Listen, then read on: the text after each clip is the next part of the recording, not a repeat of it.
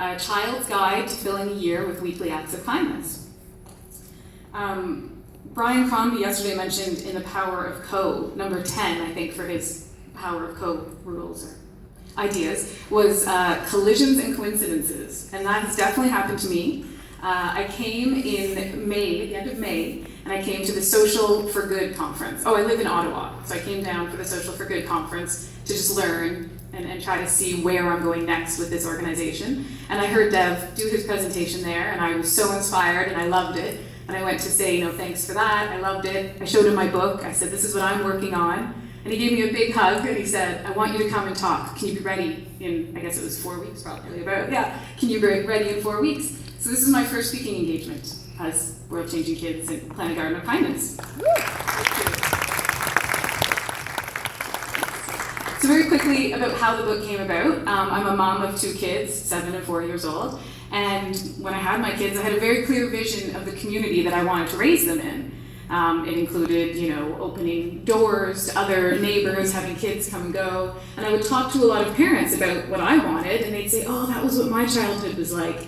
But then they would sigh and resign themselves to the fact that our children's childhood can't be like that. And I kept saying, well, why can't it? Why can't we just change it? Why don't we make the community that we want our kids to grow up in and know each other and help each other and have the kids know that everyone's watching out for them and have the kids feel a sense of security and safety. So that's where the book came about. Some ideas behind it are that everyone wants to be included in a community, in something that's bigger than themselves. We need to get outside more with our kids. We need to spend less time on our electronic devices and play outside as a family, use our parks, use our green spaces. We need to create a support group for parents, because parenting is really hard, and especially when you don't have extended family around, you really need to create that support group of moms and dads so they can help each other. Another really important part throughout the whole book is that I really think it's important for different ages to play together. I think in our society, we kind of keep putting kids in their grade and then in their age level for the sport activity they do. So what we do at my school is there's a bunch of moms who are either stay-at-home moms or working from home. And there's a lot of us at 3:30 that pick up the kids and we just stay and play. So as long as it's above -20, it's kind of our cutoff in Ottawa, we'll stay for an hour, hour and a half after school, and the kids just play at the different parks and they play with different ages. And you see a 10-year-old playing store with a 4-year-old, which you wouldn't see if it was a bunch of 10-year-olds together playing. They wouldn't do that, but they do if they're all mixed together running around.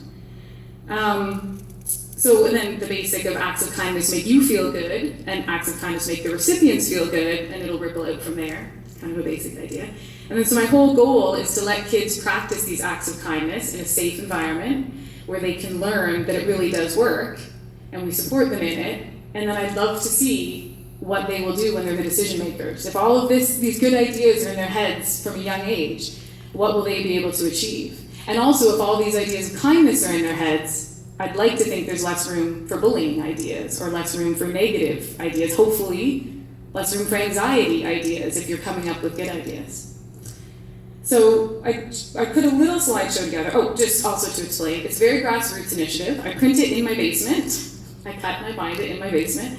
My friend Sarah did the design, and I trade free childcare for free design work. So we're starting out very small, and we're trying to figure out where this is going to go. So a couple images from the book now to explain. So the next image, please. So it's a journal format. So every act of kindness has its own page, and there's a space below for the child to write who they did it for, how it made them feel. Next slide, please. The goal is you do 52 acts of kindness. So there's 75 in the book. Some of them might not speak to you, some you might like more than others. So the goal is you pick 52, you do one a week for a year, and by the end of the year you would have created a friendlier community. So these are 52 flowers where you can track, write down the number when you complete it in the base of the flower, and you can track that you did 52. Next slide. We have 27 children illustrators that we use throughout the books, and they come from a lot of Ottawa, some Toronto, Waterloo, where I grew up, but some as far as Australia sent in images. So we've put together collages throughout the book. And then this is the last kind of style point. Some of the acts of kindness have a handprint on it, and that means for that act of kindness, try to learn the name of one new friend. And at the back of the book is that friend list. And so you're supposed to go home and write down your friend's name and email address so that you can invite them to other activities, because that's how you're going to build the community. is to then invite them to come play at the park, or say we're all going to the wading pool this day, and just start really small in your community. Next slide. And then, so here's some examples of the acts of kindness in the book. Most of them don't cost any money. They're really small things that kids as young as 2 can start doing. So this one is, I don't know if you have it here, but in Ottawa at our grocery stores, there's a guide dog for the blind donation dog at the end when you're leaving the grocery store. And kids love to put, 25 cents, $1 every time you're shopping. And it's just something that then they learn that that's routine. You put it on your way out. So the next slide is my daughter doing it on the way out and petting the pretend dog, and it's just something that now is habit. We do this every time on our way out of the grocery store. Next slide. Oh, hand-me-downs. So this is, we say gather your children's clothes and find another family in the neighborhood who has kids a year or 2 younger, and every time your children outgrow, put it in a box and pass it down to the next family. And we do this very much, and I always loved, like, if you see, oh, there's Lukey wearing the shirt that you used to wear, and isn't that, and I couldn't articulate why it seemed so lovely, but then my friend said, well, hand-me-downs is what you used to do throughout your family. So it's like you're creating a bigger family in your community when you see the younger kids wearing, like my kids love to see it, I feel warm when I see it, so I thought that was a beautiful thing. So the next picture is, this is actually, I've now become the depot, so a friend dropped that off with me to pass on to another friend as a hand-me-down collection. So next slide. Oh, card for waste collection operator. So this is a fun story. There's a blog called Moments a Day that is going to feature my book in an upcoming issue in this summer. And she asked for a sample act of kindness to feature, and so we decided on this one.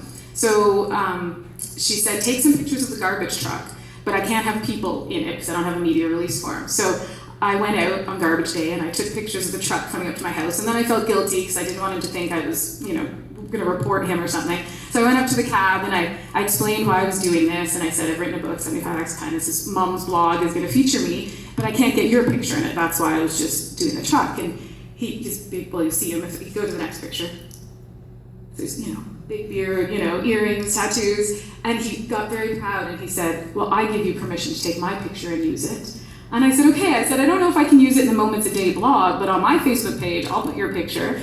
And then I explained to him that the next garbage day, we were going to write a little card and tape it to our bins. So when he comes by, I said, remember to pull the picture off the bins. And he said, I will. And he said, and then I want you to give me the address so I can read the blog and see about it. And I just thought, it just reminds you, it does work. Like, I never thought that he would have that reaction. I didn't think he'd care about 75 Acts of Kindness for Kids or a mom blog. But he does. So next week I have to run out and give him the address so he can look it up when it comes up. And then I think, is there another one? Next one? So then we started with this book, and then I thought I would love to get into the classroom. So I did a pilot project at my children's school where I went in, talked about the book, talked about acts of kindness, and then I got each child to take ownership of an act of kindness, one that they got from the book or came up with on their own. And then we printed these out and we gave one to each student. And the goal is that they'll do kindness homework. So once a week throughout the school year, they'll do kindness homework. Some are really small, they can do on their own. Some are larger scale that I could come in and help with. So we just did this like May and June. It was a very quick pilot project. But one of the boys in the grade 3 class said that he would like to give money to a homeless person. That was his act of kindness. And I thought, that's a beautiful, I love it, but let's take it a bit bigger. And why don't we do a donation campaign for a shelter, get the whole school involved. I would take this grade 3 boy to each class with me and he'd explain it, and then, it would be this great thing that he could be the leader of. I tend to be optimistic about what I can fit into a timeline, so it was near the end of school. Teachers are very stressed at the end of school. So it had to be a bit shortened from that, in that I wasn't allowed to go classroom to classroom at this time. Maybe if I do it at the beginning of the school year, I could.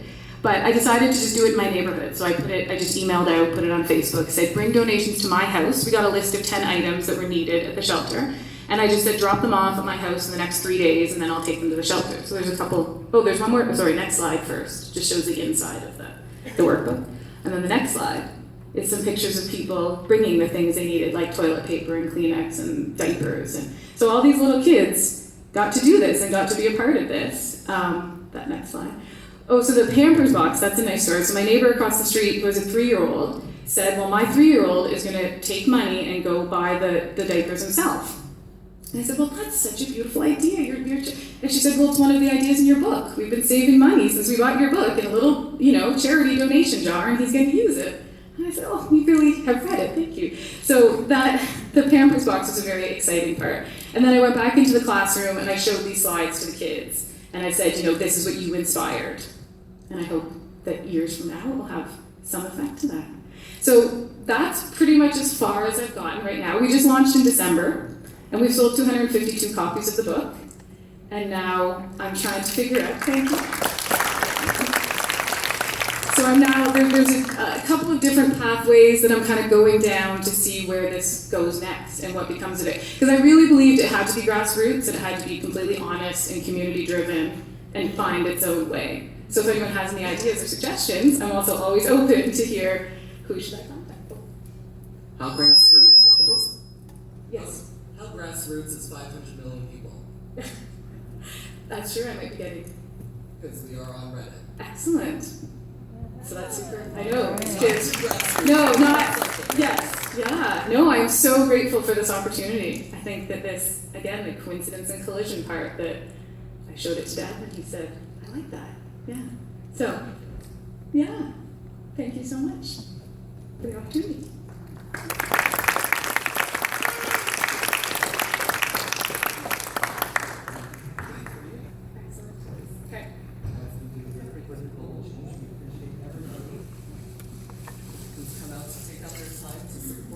What we're doing and also to support what you're doing. Thank you. Thank you very much.